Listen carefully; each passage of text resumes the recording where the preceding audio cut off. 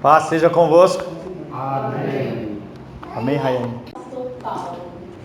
Vamos abrir Gálatas capítulo 3.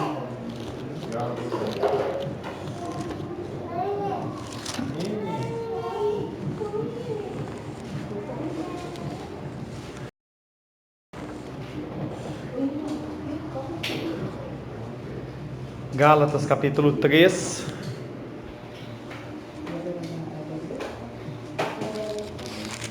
Versos 15 em diante.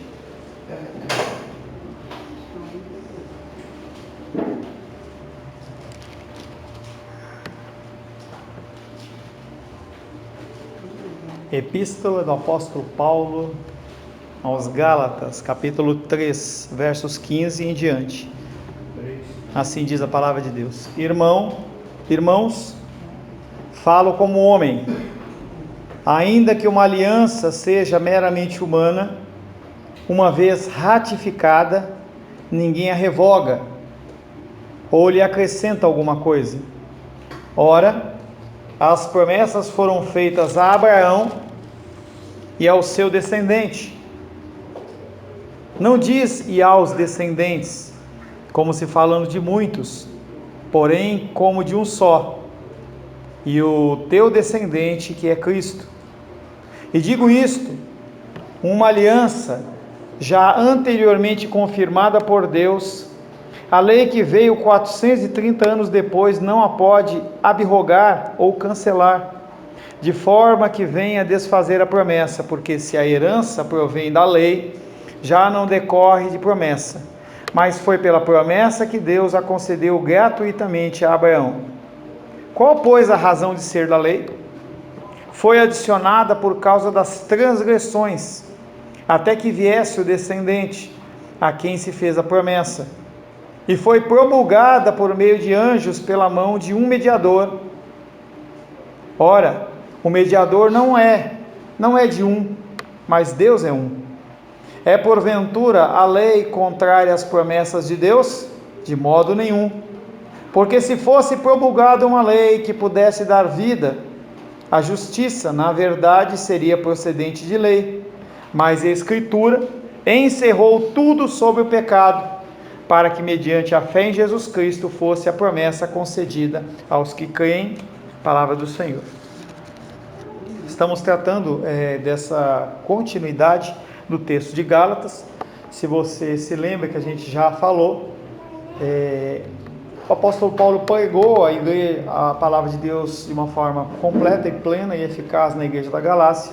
Chegam os judaizantes ali, que eram aqueles judeus convertidos, que queriam manter as obras da lei como uma regra para que houvesse a salvação, que é o que nós trabalhamos no primeiro período sob vontade soberana. Eu não fico satisfeito em simplesmente eu ser salvo por Deus. Eu quero ter a minha participação. Os judeus, eles não aceitavam que fosse apenas pela fé. E o apóstolo Paulo está desconstruindo todas as coisas que eles levantam. Na semana passada, nós começamos a dizer que o apóstolo Paulo, ele prega, ele continua pregando, falando desse plano da salvação gratuita, que não é algo novo. O apóstolo Paulo, ele começa a trabalhar isso, falou assim, não é algo que eu estou inventando agora, não é algo que é da época de Jesus, isso aí é de antes da época de Jesus. E ele começa a trazer o Antigo Testamento, e nós falamos um pouco da história de Abraão, que ele morava lá na terra dos caldeus, ele saiu com a sua família, parentela, depois de um tempo vem Moisés, o povo cativo no Egito, é liberto e aparecem os 10 mandamentos, mas aí só foi uma coisa que foi normatizada, mas já havia dentro do coração do ser humano. Falamos também na semana passada que Deus, ele lidava com Abraão de uma forma e Moisés de outra. Com Abraão ele faz uma promessa e com Moisés ele apresenta uma lei, que ela é resumida nos 10 mandamentos. Falamos que a promessa, ela apresenta a religião de Deus, porque o plano é dele, a graça é dele, a iniciativa é dele, tudo procede dele. Se você crê numa salvação pela fé, tudo é obra de Deus. A nossa ação é uma ação secundária. O seu aceitar é secundário, o seu viver é secundário, a sua decisão é secundária, tudo é secundário. Mas se você vive segundo a lei, o que acontece é que a religião é do homem, o dever é do homem. Então, se eu não tiver a minha participação e não fizer a minha parte, nada acontece, Deus não se move. E eu já dei esse exemplo para vocês. Eu lembro que lá em São Paulo, quando eu era pequeno, eu fui lá no zoológico e havia um formigueiro atrás de um vidro. E aí mostra lá todo o formigueiro. A pessoa que construiu o formigueiro, ele construiu, mas não fica ali olhando. As formigas vão se virar. As pessoas colocam as folhinhas lá. Se a formiga não for lá e pegar a folhinha e cortar e comer, ela vai morrer de fome. E a figura de muitos cristãos é essa, que Deus ele criou o mundo e abandonou a própria sorte.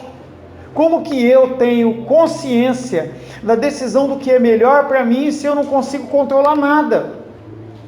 Mas há pessoas que acreditam nisso, e o livre-arbítrio está apoiado nisso. Um Deus que não é soberano e deixa você fazer o que você quer. O nosso conceito é que Deus ele permite que nós façamos algumas coisas, mas Ele controla tudo, mesmo as nossas decisões mínimas. Falamos que nós não podemos colocar uma promessa contra a lei. Jesus Cristo, ele é claro, quando ele começa a ser questionado, ele fala: eu não vim para deixar de cumprir a lei, eu vim para cumprir. Então, cada vez que você lê as Escrituras, em especial os Evangelhos, em que fala assim, e isso ocorreu para que se cumprisse as Escrituras, é o cumprimento do quê? Da lei. É Jesus falando assim: eu estou cumprindo a lei, o que os profetas falaram, o que a lei estava escrita.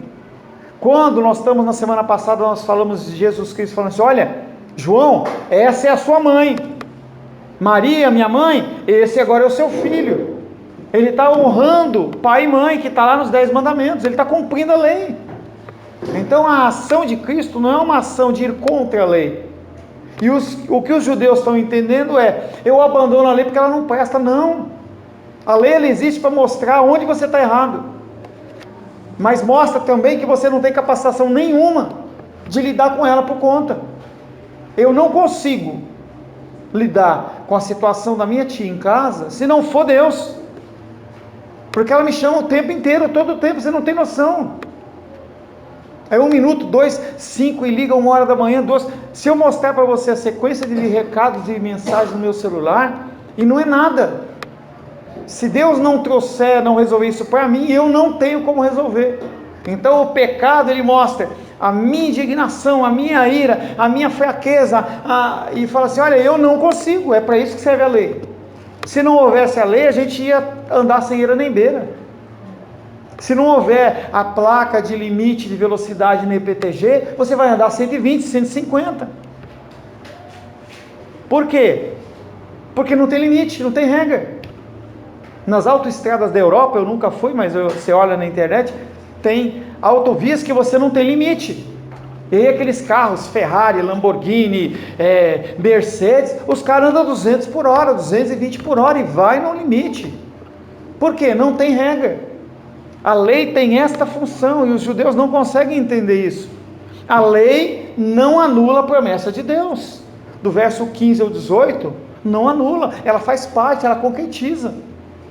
É aquilo que eu falei. A lei é apresentada para os judeus com o objetivo de mostrar para aqueles homens que eles não conseguem. Eles precisam do Messias. O Messias que é apresentado lá em Gênesis. Ele fala: olha, vai o filho da mulher, o filho do homem vai pisar na cabeça da serpente. Ele está falando de Jesus. E aqueles homens sabiam disso. Mas não há nada que o homem possa fazer sem a figura de Cristo. O propósito de Deus não era simplesmente dar a terra a Canaã, como ele mostrou para Abraão. As promessas elas têm cunho temporal, sim. Para Abraão e para sua descendência era uma terra prometida física. Mas hoje para mim e para você não é você ir para Israel, nem comprar uma casa própria. É a terra prometida, é o cunho espiritual. A palavra tem várias ações na nossa vida. Tem uma ação temporal e tem uma ação atemporal. A promessa que foi feita a Abraão, ela reflete na minha vida e na sua vida hoje como salvação e vida eterna. E como um testamento humano não é algo alterável, A palavra de Deus também não é. E aí até a comparação é meio fraca, porque não tem como comparar algo humano com o divino. Mas é um exemplo a ser dado, em que a partir do momento em que a pessoa atestou o testamento e está tudo certo, é lógico que o ser humano ele procura tudo, mas em regra o testamento está definido e aquilo vai acontecer. De uma maneira humana é como nós podemos ver a promessa de Deus. Ele falou que é assim, vai ser assim. Você como salvo, quando você morrer, você vai abrir perante Cristo e você vai ver a eternidade ao lado dele, sem dor, sem pranto, sem ranger de dente. É a promessa dele, vai acontecer. Todo pecador que confia em Cristo crucificado para a salvação recebe totalmente a parte do mérito ou boas obras. Ontem eu estava conversando com uma pessoa e a pessoa falava assim para mim: ai pastor, eu tenho tanta preocupação comigo. Eu falei: por que, irmã? Ah, porque eu não dou o dízimo, e aí, será que eu vou para o inferno? Se nós fôssemos, se a nossa salvação fosse condicionada às nossas ações na terra, nós estaríamos perdidos. Nós não estamos. É a ação divina de Deus. Por que você age como você age? Porque Deus te deu entendimento e você tem que agir conforme o entendimento de Deus. Se você está sendo rebelde ou não, isso não vai mudar na fidelidade de Deus. Ah, então eu faço o que eu quero, então você não é salvo. Tem que haver esse incômodo. O próprio discurso do irmão está falando: eu estou incomodado com a situação, está errado, eu sei que eu estou errado, mas isso não muda o coração de Deus. E é o que o apóstolo Paulo está falando. Do verso 19 ao 22, que é a continuidade da nossa aula, a lei, ela não é contrária, pelo contrário, ela ilumina e mostra que sem a figura de Cristo nós estamos perdidos. Sem a lei você não consegue ver como você é pecador. Sem a lei você não consegue ver qual o grau do delito que você tem perante o Criador. Eu não consigo ver. Se alguém não mostrar para mim e falar assim: olha, essa situação está errada, eu vou continuar achando que está certa. As pessoas, elas vivem em pecado achando que estão certas porque ninguém fala, porque eu não falo, porque você não fala. A pessoa está agindo errado e nós preferimos o quê? Nos isentar. O apóstolo Paulo, dentro daquele contexto, ele podia ter ficado quietinho, e ele ia ser chamado para dar seminário, ele ia ser chamado para falar, mas não, ele se coloca numa posição o quê? De confronto, e nós temos que mostrar para as pessoas com amor, sem agressividade, com amor. O nosso objetivo tem que ser revelar para a pessoa que ela está errada. E se você orar em relação a esse sentido, a pessoa ela vai entender. A Rayane lembra disso. Quando o Felipe ele veio para cá, ela tinha raiva de mim. Tinha raiva de mim. Por quê? Porque eu vim trazer conceitos das Escrituras que contrariavam o desejo do coração pecador dela. Ela continua tendo as falhas e defeitos dela, mas já avançou muito, ainda tem muito por avançar. Mas, poxa, eu estou numa maior ação espiritual aqui, o cara faz um comentário. Então vamos lá, vamos pular a Rayane e vamos para o André, vai. Vamos pular para o André, já que...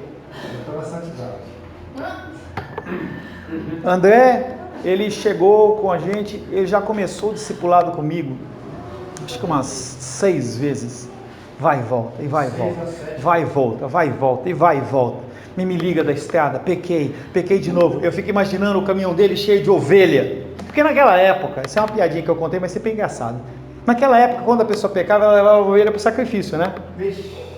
Aí, eu fico imaginando o André com o caminhão dele nas rodovias do Brasil, cheio de ovelha, entendeu? Ele vai com o caminhão cheio de feijão e volta cheio de ovelha para sacrificar, pela quantidade de pecado. Ainda tem muito para você caminhar, mas está no caminho certo.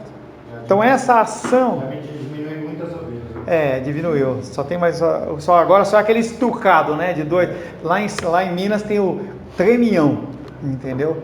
O André ele andava com um tremião, que é 3 daqueles engates, agora só tem 2, né? Tá bom, Rayane, pronto, defende você, né? Tá? A lei, ela tem a função de iluminar a promessa de Deus e a torna indispensável. Paulo agora explica a verdadeira função da lei de Deus em relação à sua promessa, fazendo 2 perguntas e as respondendo. Primeira, qual pois a razão de ser da lei? Para que ela serve? que é o contexto da oração. Se a promessa ela é superior à lei, para que ela precisa? Por que Deus não já trouxe Jesus logo em Gênesis, né? Quase podemos ouvir a indignada exposição dos judaizantes, como que a dizerem: pela fé somente que o homem se coloca em Cristo e se torna beneficiário da promessa de Deus a Abraão, de que serve então a lei? Para que eu leio a lei? Para que eu tenho que ler as Escrituras? Para que eu tenho que ler a Bíblia? Estava lá falando com a Ingrid lá fora, tem que ler, tem que ler, tem que ler. Para que pastor eu tenho que ler se é pela fé? E muito pentecostal pensa assim. Ele fala assim, não, é pela fé. Ali é o maior freio do ser humano encontra, né? Aqueles livros da lei é o maior freio que nós temos. A sua teologia funde de tal forma Abraão e Cristo que você exclui totalmente Moisés. É o que os judaizantes estão falando. Para que serve? Do jeito que você está falando, exclui Moisés. Ele não veio para nada. Só precisa de Abraão e de Jesus Cristo. Atos capítulo 21, verso 28.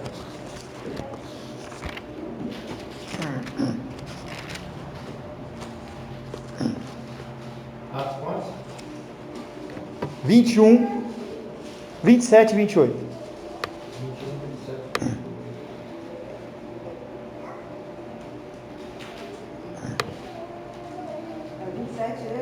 27. Atos capítulo 21, versos 27 e 28. Quando já estavam por findar os 7 dias, os judeus vindos da Ásia, tendo visto Paulo no templo, alvoroçaram todo o povo e o agarraram, gritando: Israelitas, socorro! Este é o homem que por toda parte ensina todos a serem contra o povo, contra a lei e contra este lugar.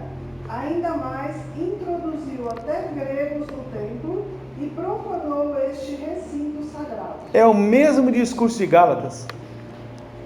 Aquele homem fala, socorro, me ajuda, porque esse cara está querendo matar a nossa cultura, ele é contra. É nada. Ele não é contra o templo. Ele não é contra a lei.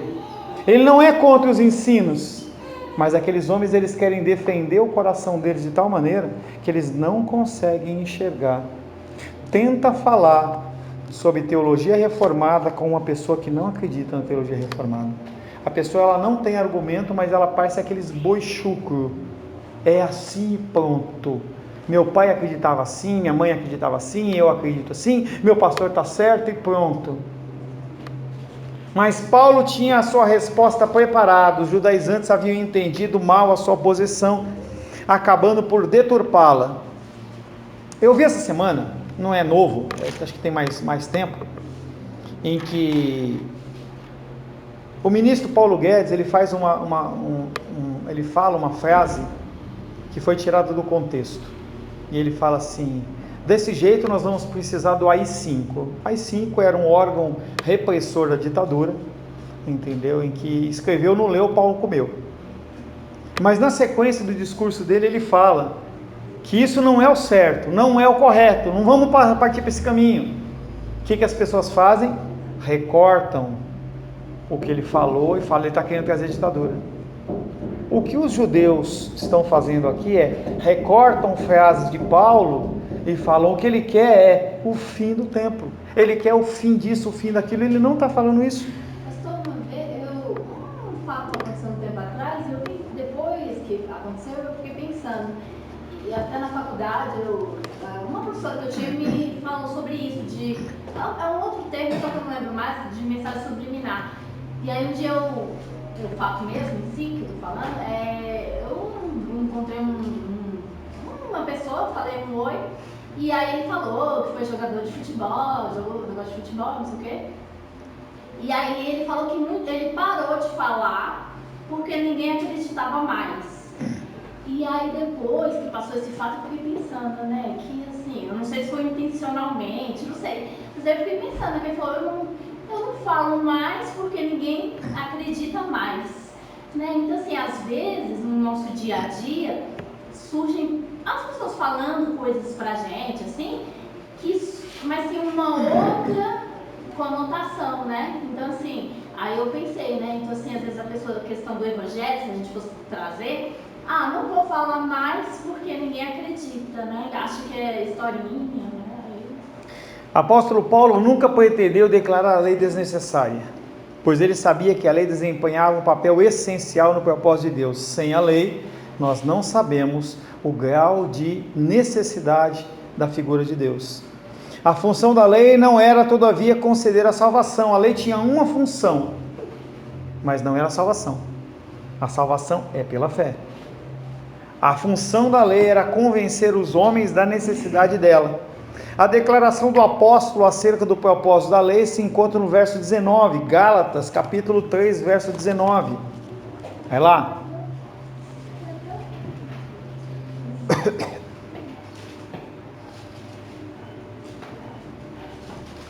Gálatas 3,19. Qual, pois, a razão de ser da lei? Foi adicionada por causa das transgressões. Ele explica isso na Epístola aos Romanos, Romanos 3,20. Segura Gálatas e volta para Romanos. Romanos 3,20.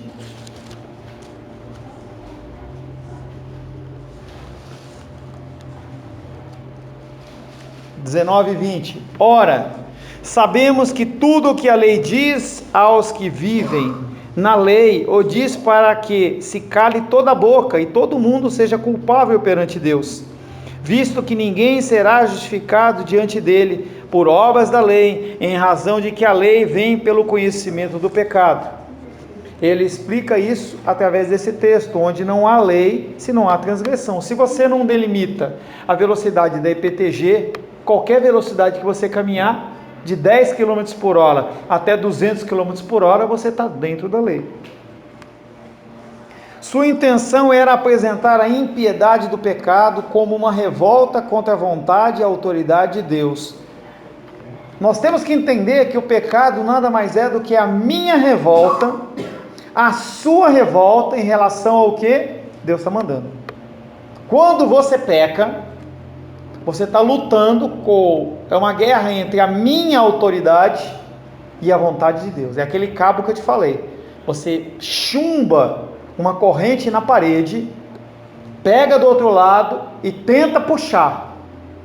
Você pode criar calo na mão e a parede ela vai continuar lá. Se a corrente ela for resistente, ela também não laceia e não acontece nada. Você vai fazer, vai se esforçar e não vai mudar nada. E isso gera em mim o quê? Revolta, porque eu quero que seja feita da minha vontade, mas como a vontade de Deus ela é soberana, por mais que eu faça força, vai continuar imóvel. Sua intenção era apresentar a impiedade do pecado como uma revolta contra a vontade e a autoridade de Deus, e foi acrescentada até que viesse o descendente a quem se fez a promessa. Até a vinda de Cristo, a lei vem o que? Tendo esta função de apresentar, e depois continua. Senão esse texto de Gálatas, o apóstolo Paulo fala, agora realmente não tem valia. A mesma palavra que Jesus Cristo falou, que passou, não vai passar nada, que o apóstolo Pedro falou, que as pessoas falam, não vai passar tanto o Antigo Testamento como o Novo.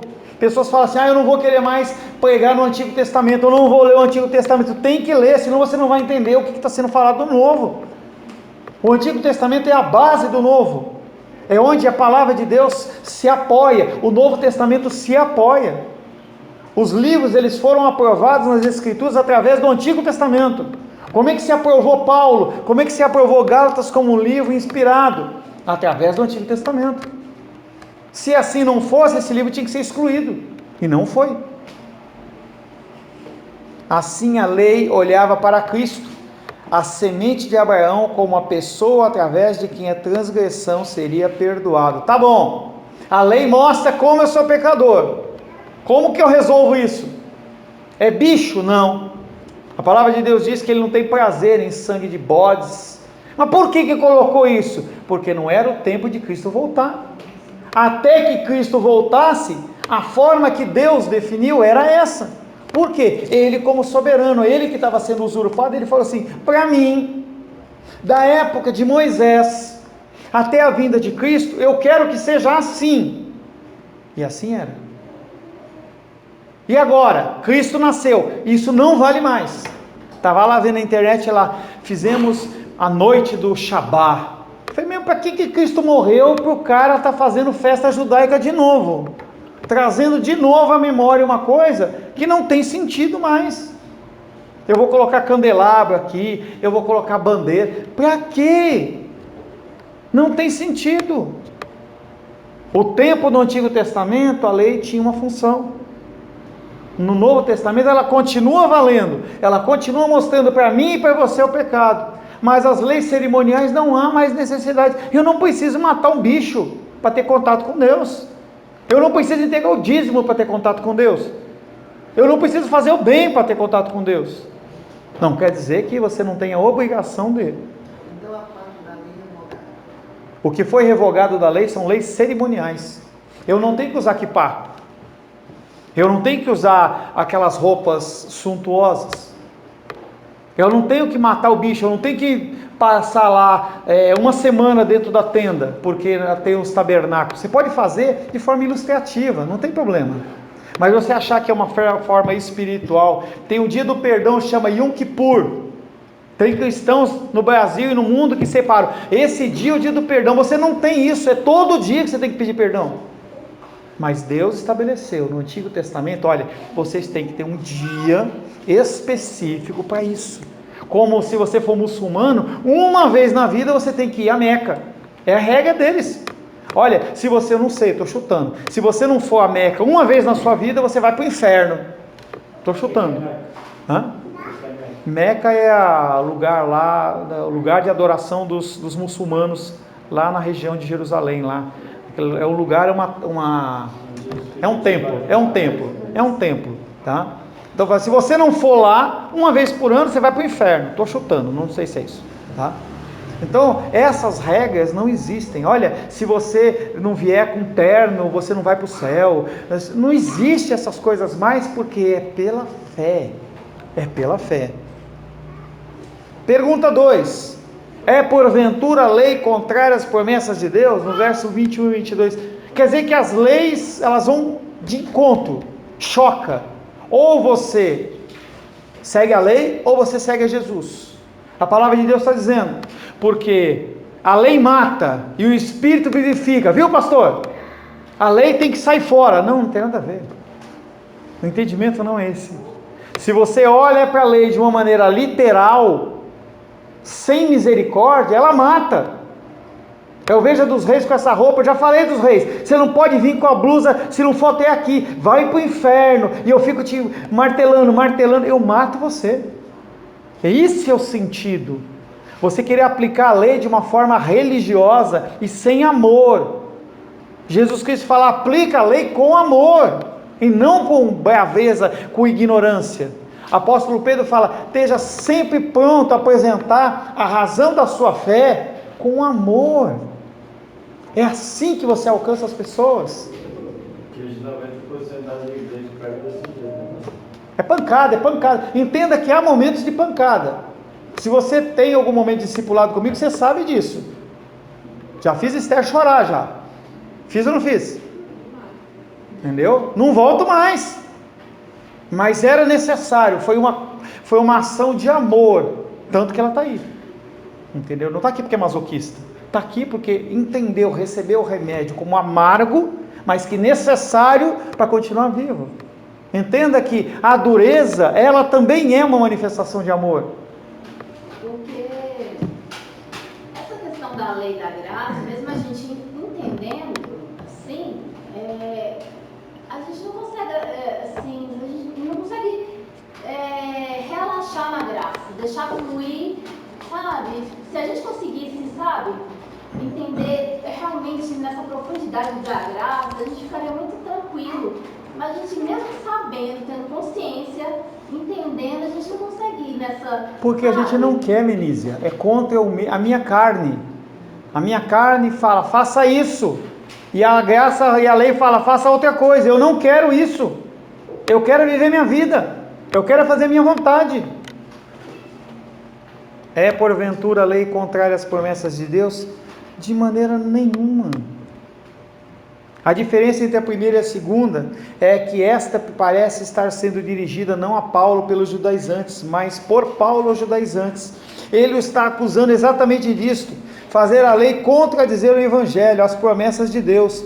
O que aqueles homens estão fazendo é contradizer a palavra de Deus. Eles não entendem, por mais sábios que eles sejam, eles não entendem. Como é possível então criar uma harmonia entre a lei e a promessa? Apenas vendo que os homens herdam a promessa porque não conseguem guardar a lei.